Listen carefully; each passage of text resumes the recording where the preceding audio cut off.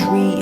They're all wondering why one skin is green, 'cause I can't put no coins in your cup, 'cause I'm still trying to work my way up, and never meant to show you no love. But this can't be about you, this can't be about you. You gotta let me go, gotta let the spur flow. Make it fast, not slow, it's the path I chose. Feel it in my soul, and I'm so thankful. Oh, oh, oh, oh, oh. You gotta let me go, gotta let the spur flow. Make it fast, not slow, it's the path I chose. Feel it in my soul, and I'm so thankful. Oh, oh, oh, oh, oh. I'm here by the skin of my teeth, and you can't keep tugging my sleeve. What I make, we can't eat. This just can't be about you, this can't be about you. You gotta let me go, gotta let the spur flow. Make it fast, not slow. Peace, family, and welcome to another episode of Underground Railroad Productions. This is your host, Brother Rich, and I'm back for another week with the living legend, none other than Professor Griff. Welcome back, brother. Peace, Brother Rich, and it's glad to be back after my fruitful trip to Nicholas, Brooklyn.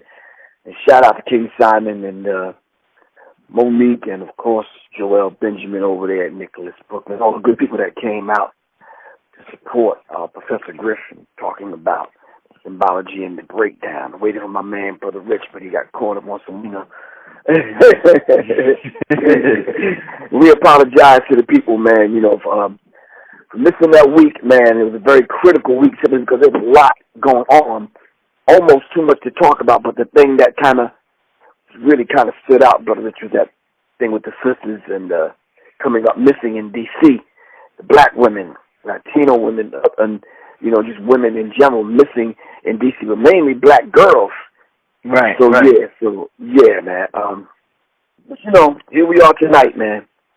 Indeed. And, this is just sort of a show, a quick show. It's going to be about 25 minutes tonight, but we're actually going to do another show tomorrow. But we wanted to do something for the people today since we couldn't do nothing during the week, and since I missed Professor Griff while he was in New York. So just something real quick. But today, Professor Griff, real quick, 25-minute show.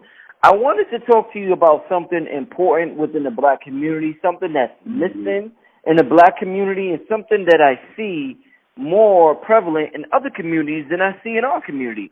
And what I mean by that is marriage.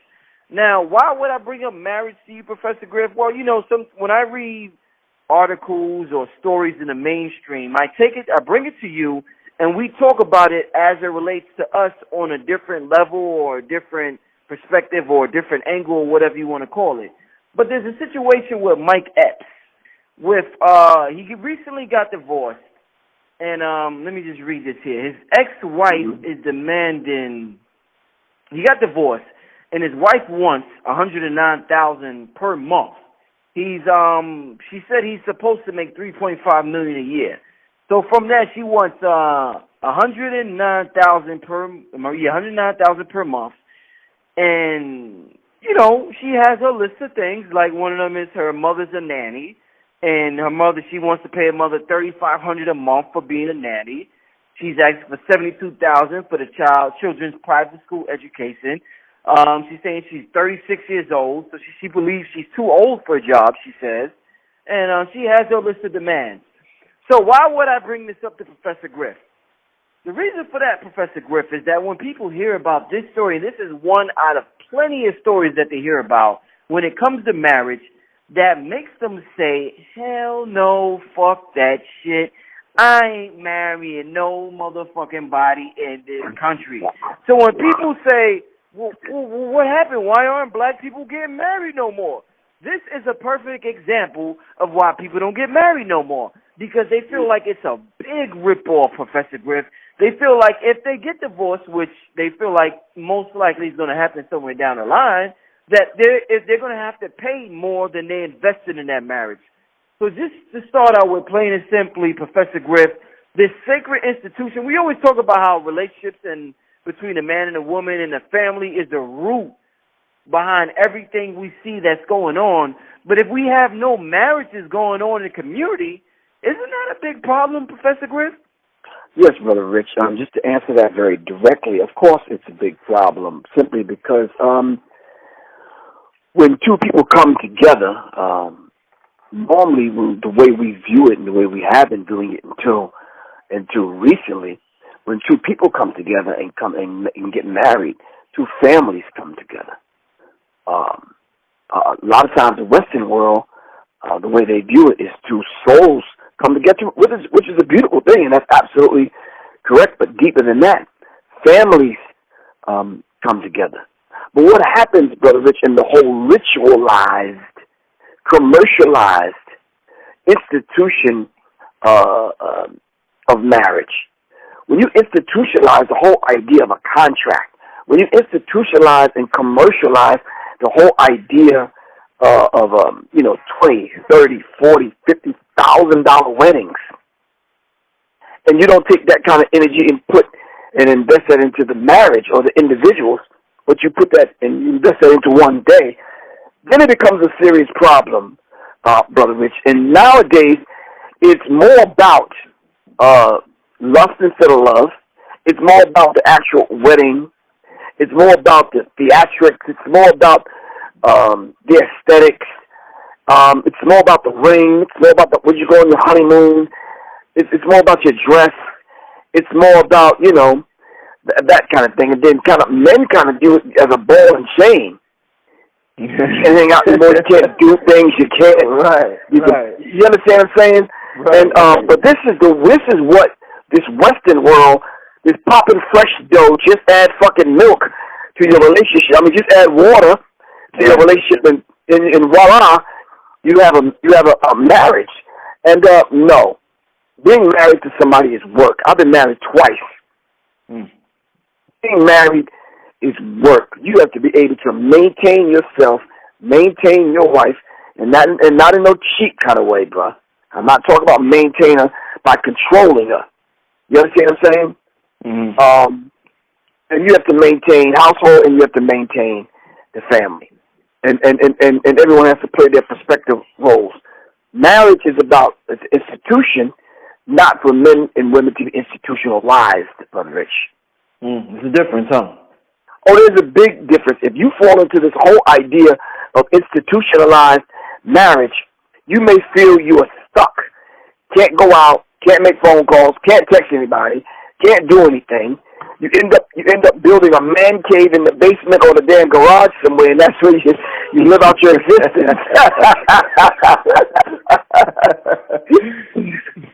But that shouldn't be. That no one should live like that. You're going to get married in order to end up being someone's servant or slave or whatever. No, in that case, just don't get married. But you're absolutely correct, Brother Rich. We are getting married less and less and less. Some people are getting married more and more and more for the wrong reasons. Black people, marriages are on an all-time low. People are shacking up.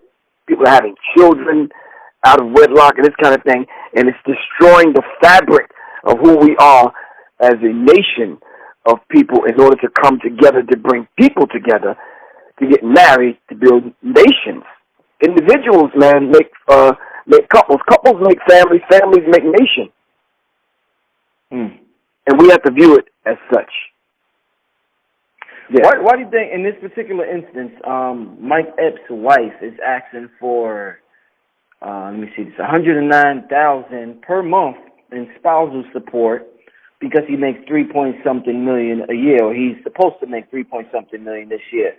So a lot of brothers use this as a reason to say, man, these black broads is gold diggers. I told you these women ain't shit. Nigga, leave these women alone. They're going to take all your MFing money. Leave them alone. Why do you think black women get such a bad reputation for being gold diggers, but white women, it seems as though white women don't get that bad of reputation in the black community? Like they'll say, leave a black woman because she's a gold digger, and go to a white woman as if she's not a gold digger. Why do you think that is the case, Professor Griff? I'm laughing simply because just the whole idea of reducing any woman down to that level. Because a minute ago, when everything was fine, we didn't view it as such. You understand what I'm saying? Yeah.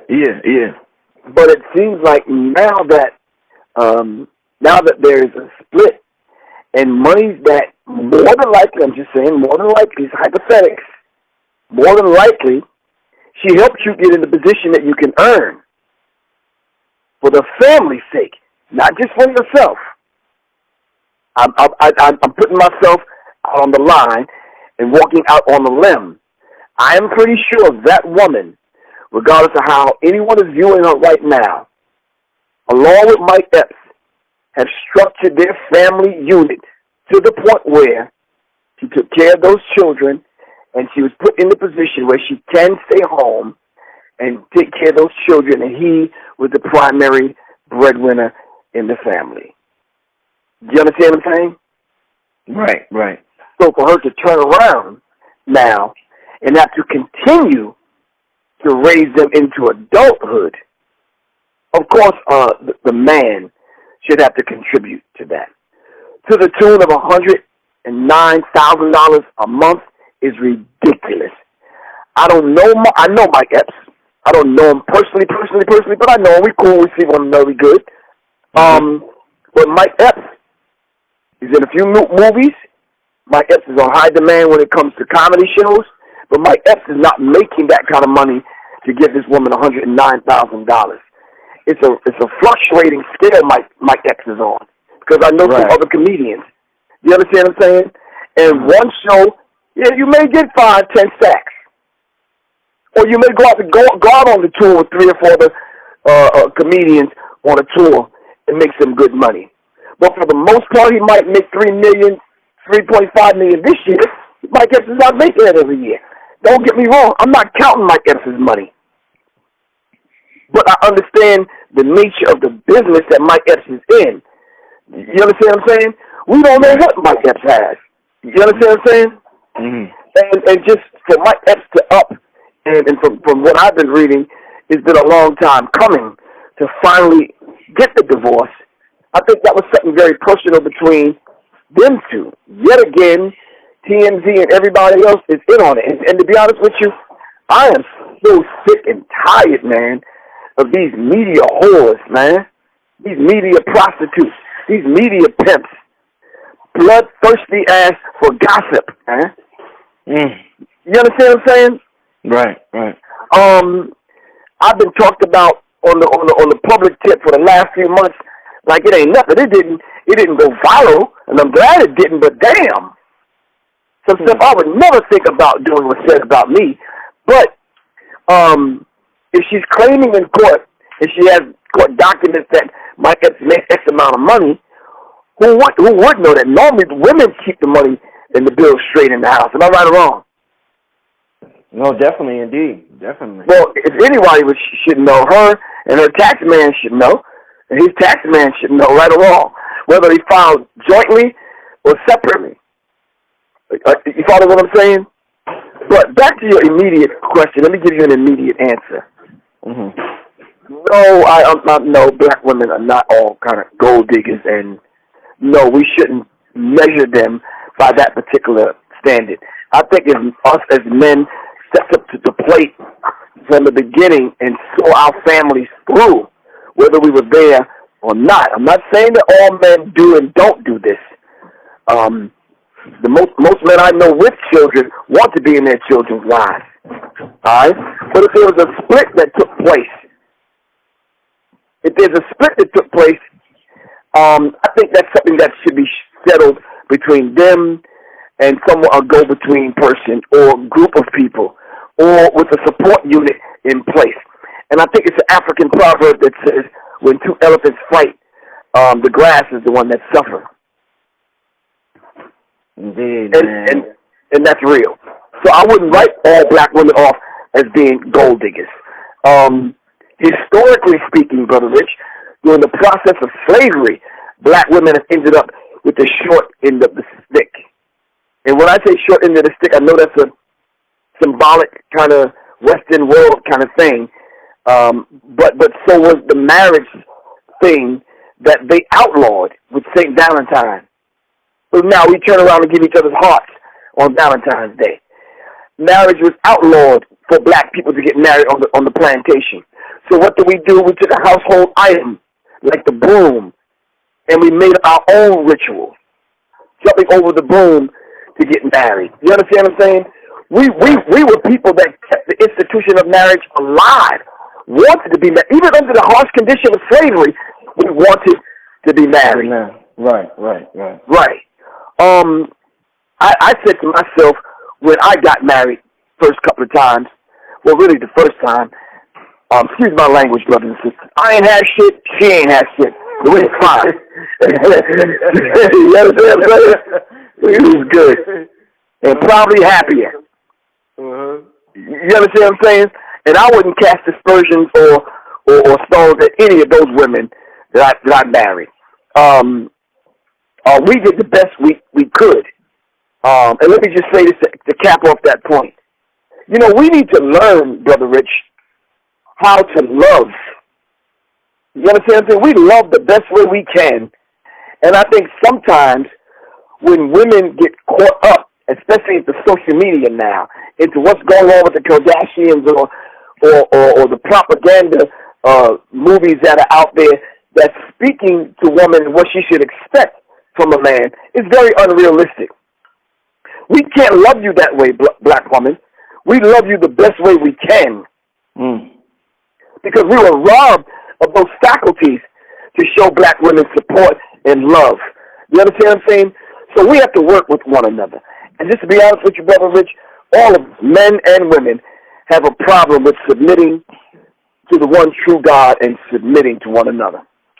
So do you think social media is ruining relationships? Because, you know, a lot of brothers are on Instagram and they're looking at these big old booties, and the sisters, they looking at men doing this or getting money. Do you think this is giving us a false expectation of what a relationship should be? Or is it that this is how these people are living and that shouldn't affect how we feel our mate should be? So how do you think social media affects the marriage rate? Do people want to get out there and be players more and be more promiscuous?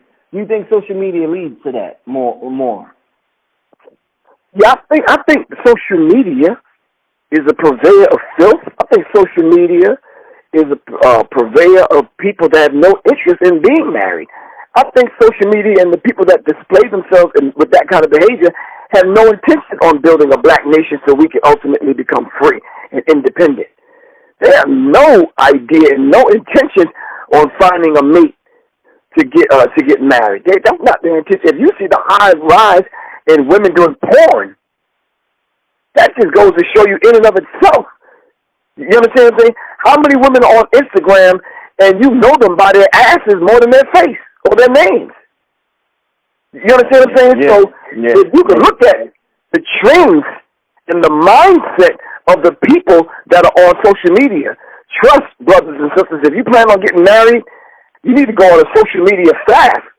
That's not the place for you to be if you're planning on developing and putting in place values, principles, morals, and a foundation to build a marriage and to build a family. You understand what I'm saying? There was one beautiful couple that I talked to one time, and they said when they got married, they sought out to hang out with other married couples. That's beautiful. And do things with other married people that married people do. When I was married, I couldn't do what a single man does. Although some of my male friends were single, they never invited me to filth, debauchery. They never invited me to that kind of behavior. You understand what I'm saying? Right. You get a joke told every now and then. They may send you a picture of a fine chick, whatever. But you mature enough to say, look at it and dismiss it, and like, okay. Yeah, but social media has a magnetic pull. It will drag you in 4 or 5 different directions. The worst thing social media could have done to those kind of people that want to have their cake and eat it too. You cannot maintain a marriage, all right, and be slinging your thing around all over the damn country, especially in front of a camera on your computer, watching all kind of People do all kind of things, man. Social media is the worst when you're trying to maintain a marriage, Brother Rich. It's the worst, man. It's the worst. Yeah. It's the worst. Your wife is supposed to be your best friend, your helpmeet. You understand what I'm saying? Your wife is supposed to be that person that has your back. But if you're too busy on Instagram, let me tell you something, man. Facebook, Instagram, and a few other people are doing these 10-second, 20-second little videos you can make now. Oh, it's ridiculous, man. It's ridiculous. I'm telling you, man, I'm surprised there's still enough Vaseline and shea butter to go around, man, because it's ridiculous on damn social media, man. So, I'll be honest with you, man. So I want to shout out to my daughter, Takia Shah, who got married recently, in her own kind of way, in her own time. You understand what I'm saying? And I'm proud of her. Most people will ask all kind of crazy questions and whatever, but it's up to us, man. You understand what I'm saying? I was with her the other day having a conversation about the institution of marriage. And it's very, very, very real. Simply because now he has to be part of the family. I got to treat him as such. I got to know he's going to protect my granddaughter and my daughter. Mm-hmm. You understand what I'm saying? Yeah. I got to meet his family. Mm-hmm. That's my firstborn. You understand what I'm saying? Yeah. I want to meet his mom and his dad. Families have come together in this instance, Brother Rich, and not just two individuals. Okay. Oftentimes, Professor Griff, women dream about marriage since they're little girls. They always dream about their dream wedding. I'm going to wear this dress, and I'm going to do this. If you meet a girl, she'll say, oh, my dream wedding would be this, or my dream wedding would be that. But when you meet dudes ain't thinking about my dream tuxedo would be this or my. So do you think that we are, as black men, we are sexually immature because we're constantly thinking about new this or new that? And I want to say the pussy word, but I won't say it. I guess I did say it without saying it. But we're constantly thinking about something new, so it prevents us from even contemplating the whole idea of marriage. So are we too sexually immature, Professor Griff, as black men? To answer your question, Brother Rich, yes and no. When you say sexually immature, I am really trying to process that right now because black men are having sex. Mm-hmm. You understand what I'm saying?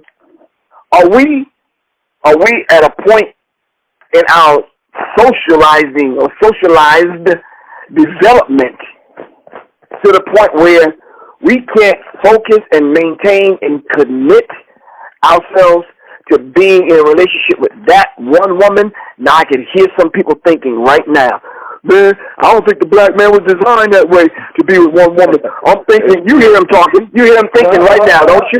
Yeah. Uh-huh. Okay. The black man should have 4 or 5 women. But let's get women in the men, let's get women in the room and let you say that, bro. And then have the women turn around and tell you she want 2 or 3 dudes. Black men will hit the goddamn roof. Am I right or wrong? Yeah, you're right. So I think black men are immature as far as sex is concerned, yes, because it seems like we have this double standard. If black women treated black men the way black men treated black women, probably no one would be getting together as far as thinking about marriage. Would she still be around? You understand what I'm saying? Would he still want to support a woman and be in a relationship, or would she probably be the other way around? Would she really want to see the ugliness of how this man could be if a man was treating his mama like that? And I think black women should say that. The way you're treating me, would you want a man to treat your mom that way? You follow what I'm saying, Brother Rich? No, indeed. So if we look at how we're treating a woman, would I want someone to treat my daughter that way? Yeah. Would I want someone to treat my mom that way? No, not at all. Not at all. So there is a double standard, Brother Rich. But we have to go back to the institution of slavery, right? And go back and see what they did to us to cause us to conduct ourselves this way. When did this madness start, Brother Rich? Because a short time ago when my mom was coming up, all my aunties were married. What happened? It's the invention of the VCR, the VHS. Porn went from all-time low to an all-time high. Right. And I swear to God, if one person leave a fucking comment under this YouTube clip about prostitutes being, prostitutes have always been around since, since the dawn of time. Shut the hell up. That's a lie. Prostitutes ain't always been around. You understand what I'm saying? For white people, they probably have, not for us. Mm-hmm. There was no term for prostitute in the 1,000 different dialects on the African continent. We had no term for that because that behavior, for the most part, didn't exist. Don't get me wrong, brothers and sisters. I ain't saying nobody cheated on nobody. Stop the foolishness. I ain't stupid. You understand what I'm saying? But I'm saying a whole institution, a mega business of porn and prostitution. No, that's some white people stuff, man. That ain't black people stuff. You understand what I'm saying? If you talk to my mom and my aunties and my uncles, all of them were married at one time because that's just what you did. You understand what I'm saying? It was almost like the institution was intact because you wanted to bring up healthy children psychologically and spiritually and morally. You wanted to raise children in a household that was that created a loving, warm, nurturing environment. And you strove to find that woman and that mate on a spiritual level that you can vibe with and connect with and live the rest of your life with. Most of us are not thinking that, Brother Rich. And I'm seeing the trend now. And I'm a victim of it. I'm not saying I'm not. I'm a victim of it. It's like you get married, you go through that phase that you're in your life, and then you end up getting divorced. Some of us do it again. You understand what I'm saying? I've been married twice. Right. So it's almost like those different phases in my life, I had a wife. You understand what I'm saying? Mm-hmm. And then when I was single, it's almost like you date and you kick it and you talk to women and you got to go through these things, and in the back of your mind, you're trying to find someone that's suitable. But sometimes you can't get past yourself to find a woman. You understand what I'm saying? Yeah. We get in our own way, Brother Rich. Yeah. And I can honestly admit, part of what I was doing as far as this idea of the revolution, this idea of Public Enemy bringing about a revolution through the vibration of music, through hip hop. Of course, I was doing what I thought, what the Creator put me on the planet to do, and I answered the call and I did it. Did my marriage suffer? Yes. To those two women that I had married and was going through those particular things, and of course I did. Of course I did. I talk to those two women to this day. At least we have one another's phone number and we can call just to say, are you all right? You understand what I'm saying? And I'm appreciative of that, man. For real. Because some of the things that we do to one another is just, it's just not cool, man. It's just not cool. Whether she filed or I filed for the divorce. We just got to went out, we went out for the race. Yeah. Yeah. Mm.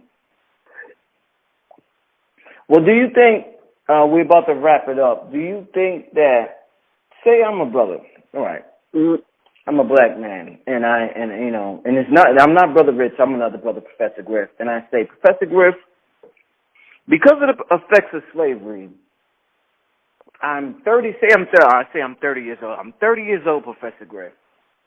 And I want to get married, but I'm limiting my selection to a certain group of women this certain group of women is totally brainwashed because of slavery.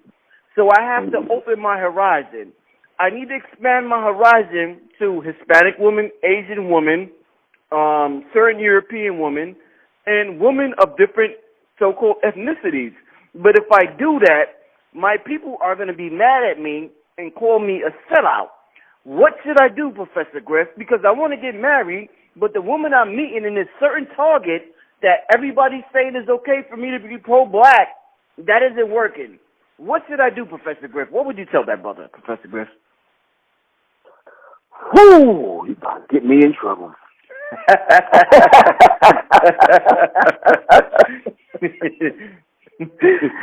Just to let y'all know, I ain't got nobody to impress but God, ancestors, and my granddaughter, and of course, Soleil. But it's one of those situations where there's not a manual, Brother Rich, or a set of instructions anywhere to say to us who we should marry. That family structure has been broken down. When I was growing up, I've heard in certain households, Brother Rich, don't bring nobody in this house darker than you. Have you heard that? Yeah, of course, definitely. I've heard that. I've heard it, not in my house, but I've heard that. Yeah. And then as we as a people, culturally, we went through a phase. You remember light skin was in? Yeah. No, brother, listen, I'm just being very transparent right now. Light skin was really in for the brothers. So I'll be sure and the rest of them just got all the women. You ain't lying. They were not looking at brothers like you and I, Brother Rich. Okay, hold on now. Remember the saying, tall, dark, and handsome? Yeah. I think that was the name of Black Dot's group or something like that. Okay, when that happened, dark-skinned brothers was in. Wesley Snipes and the rest of them cats, they got all the women. I ain't never went through a goddamn phase where short dudes were in.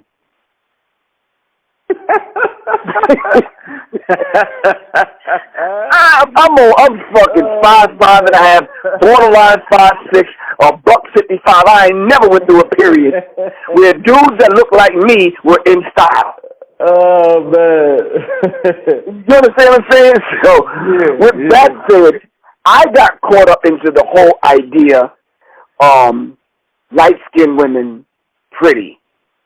Light-skinned women this, light-skinned women that pretty with long hair and yada, yada, yada, and got caught up in it. You understand what I'm saying? And so I stuck my chest out, and I went for this beautiful, beautiful dark skin sister in Rochester, New York. I'm not even going to call her name because she'll probably hear this. I went after this woman hard. I mean, flowers, cards, the whole bit. She ended up with a dude named, she ended up with a white dude. Wow. She ended up with a white, crushed my little heart, broke my little heart, and just, you understand what I'm saying? But you know what happened? And this is real. It left a borderline psychological scar there.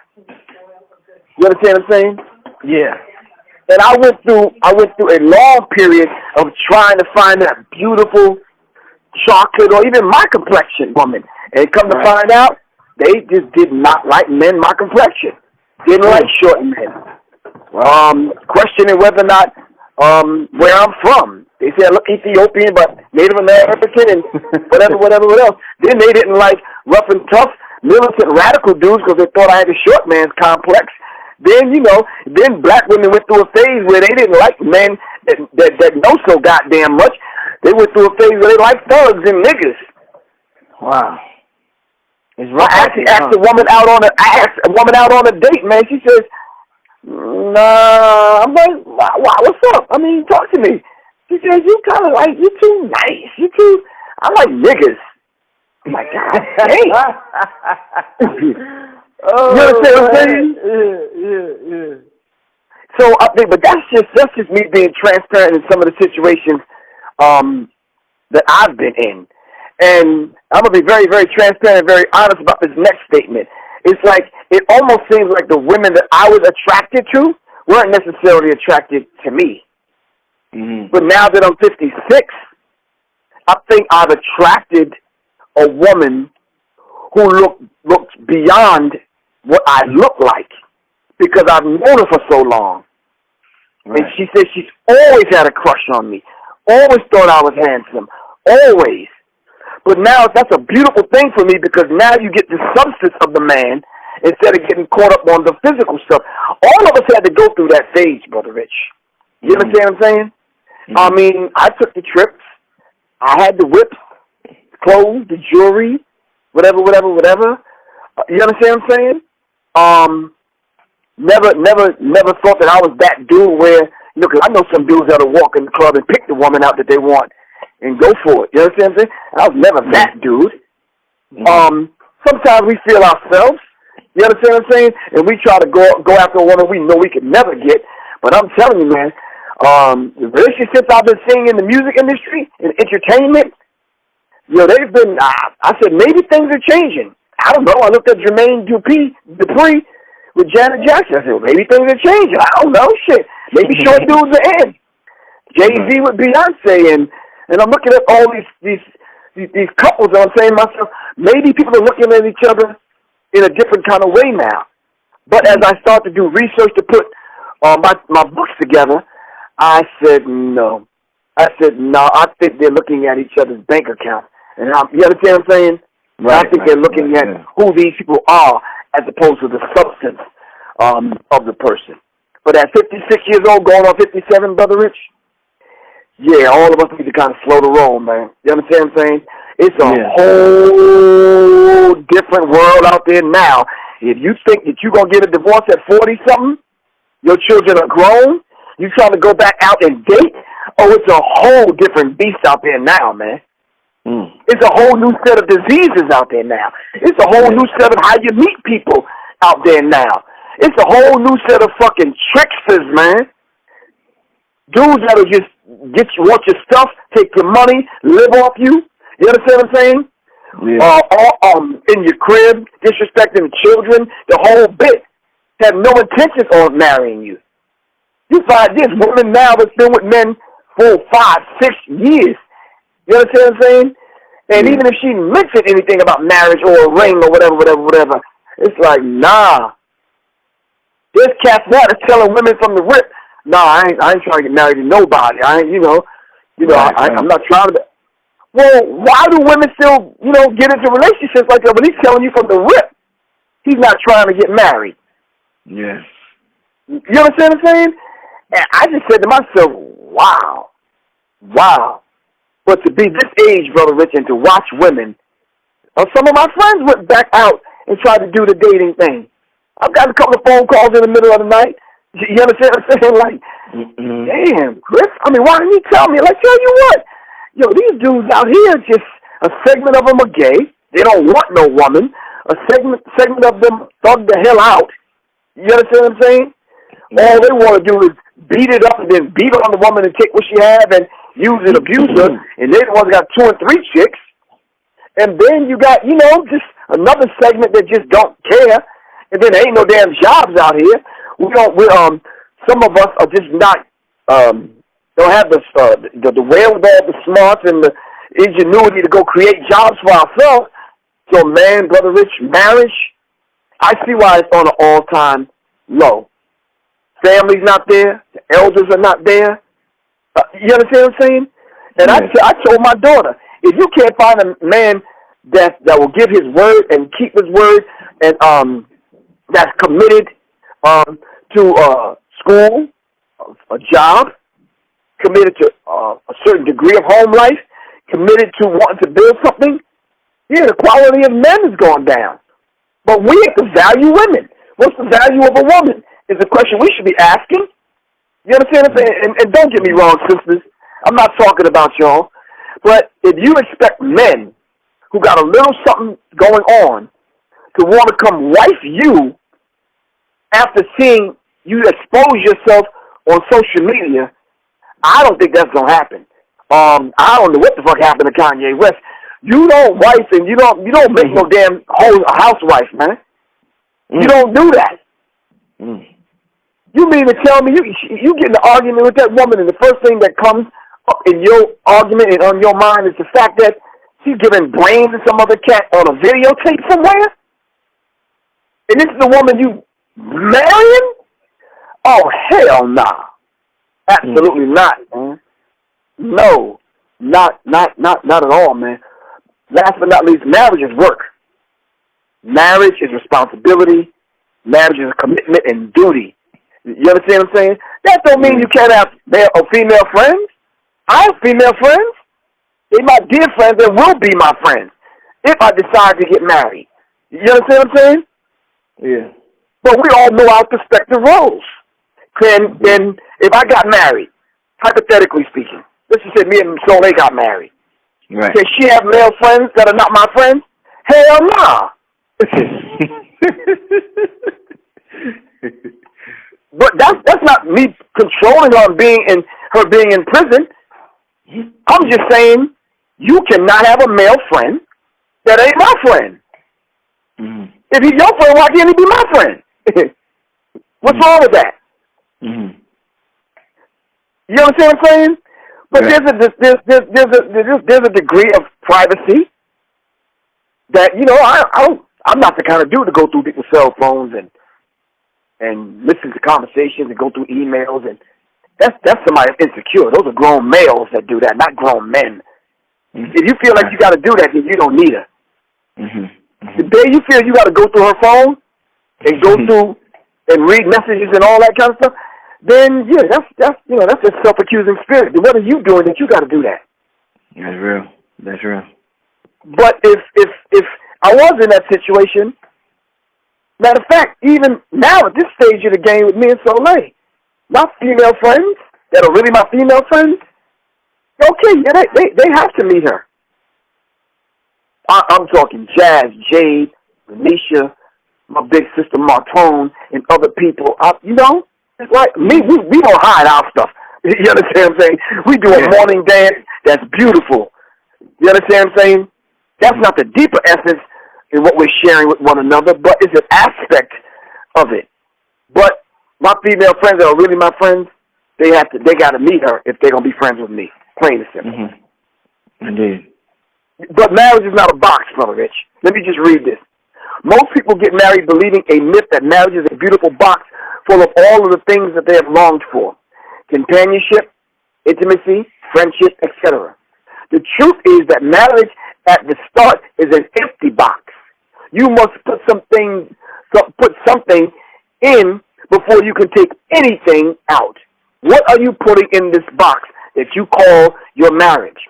There is no love in marriage. Love is in people, and people put love in the marriage. You understand what I'm saying? That's real. Hey, that's real. That's real. There is no romance in marriage to infuse it into your marriage. Right, right. You understand? A couple must learn the art and the form, the habit of giving, loving, serving, praising, keeping the box full. If you take out more than you put in, the box will be empty, right? And you're on the road to divorce. You understand what I'm saying? People gonna have to rewind that part that you just said. That's some deep stuff you just said, man, about marriage. That's real. But that's what it is. That's very real. Do I serve? Damn right I serve. She don't even have to ask me. I know her to the point where I got you. How did you know that? I got you. You understand what I'm saying? How do you know I like that? I got you. Because I'm observant and I'm paying attention without her even telling me. You understand what I'm saying? I give. I make it a habit of giving. I make it a habit every time I leave home and I go out to do a lecture or whatever. I don't care if it's a card, a trinket, a mud cloth, a scarf. I don't care what it is. I bring that woman back something to let her know I was thinking about you. You understand what I'm saying? Yeah. And you may think it's something small, but to women, that means a whole lot, man. You understand what I'm saying? They say, well, not they. We shouldn't praise. Praise is part of it. You understand what I'm saying? I always compliment. And as much as we're around one another, I always say thank you. I don't look at it like it's your duty to bring me food, but I bring her food. You understand what I'm saying? Yeah. And we always say thank you to one another. We always greet one another. Peace, queen. Peace, king. You understand what I'm saying? Mm-hmm. And even when we do argue, we don't have those knockdown, drag out, fuck you, motherfucking, blah, blah, blah. We don't have those kind of arguments. You can't. It's hard to recover from that stuff. Mm-hmm. It really is, man. Even when even when we disagree on something and we argue, we're going to argue with the best tone to one another. Because just because we disagree, doesn't mean I got to talk to you all crazy. Right or wrong? Indeed, yeah. And these are just some of the things that we laid in, and we ain't even married. But these are some things we've laid and put in place to strengthen a friendship that we have, because Soleil is actually my best friend. Do we talk about music, hang out, go to concerts, do whatever? Yeah, of course. Do we get in the car, we got a long trip, do we battle like MCs? Yeah. You understand what I'm saying?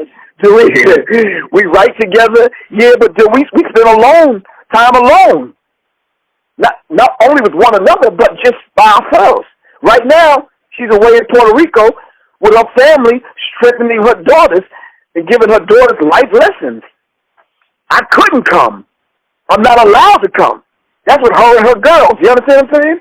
Right. And that's a beautiful thing. So when it's come time for me to get with the men in my family, my sons, nephews, or whoever, of course she'd have to respect that.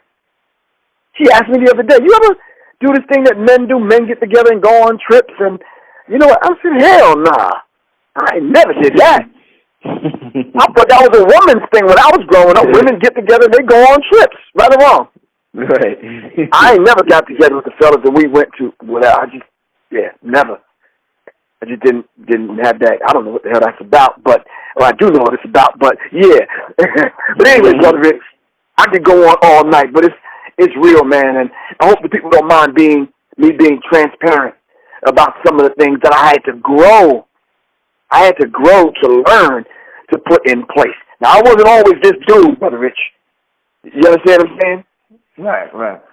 But I think aspects of what I'm demonstrating in this relationship, I think I've always had. I've always been a protector.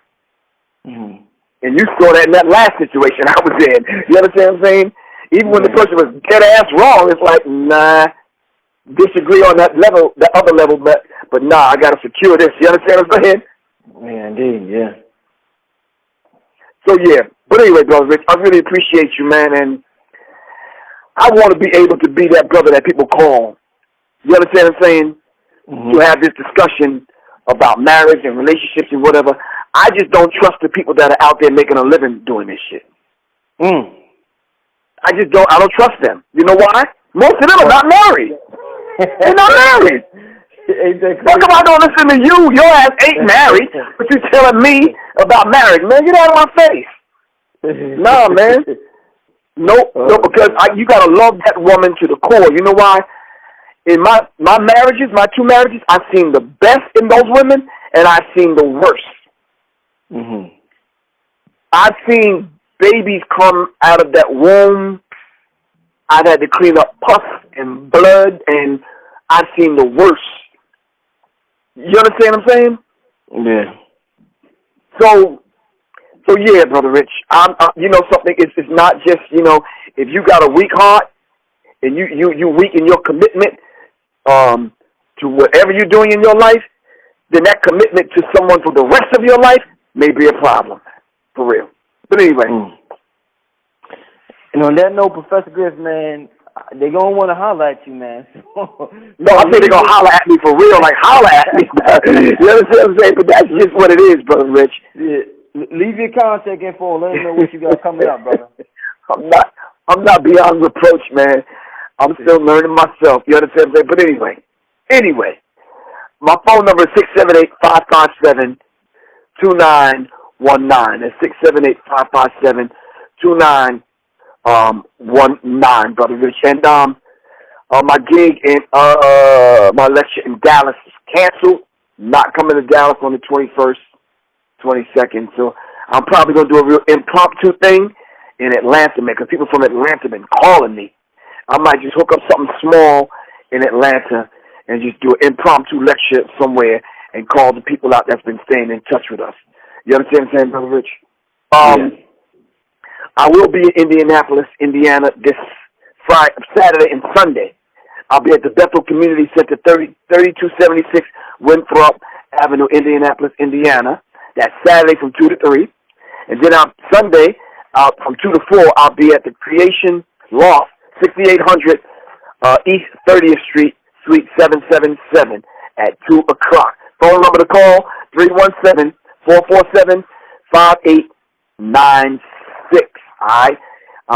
Professor Griff is Naptown, for real. But Brother Rich, my website is www.professorgriff.me, professorgriff.me. Every Wednesday night, Serious Minds Radio at 9 o'clock. All right? Brother Rich, you have to get in touch with me, man, because there's a new platform that's really, really dynamic that you got to jump on. I got to hit you to it, all right? Oh, definitely. Oh, definitely yeah. It's going to knock a lot of this stuff out of the box and solve a lot of these problems. All right? Indeed. And so everybody stay tuned because I'm going to be right back on Professor Griff tomorrow. So you could tune in for, I'm probably going to upload this early afternoon tomorrow, and then we're going to do a show tomorrow, y'all. So come back for the next show. But I want to thank everybody for tuning in for this one. This is Brother Rich, Professor Griff, and we signing out, family. We're going to see you next time. Peace,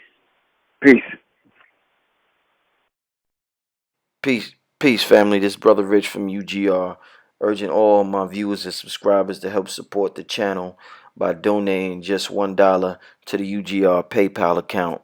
We appreciate the viewership and support, and we understand the power of $1.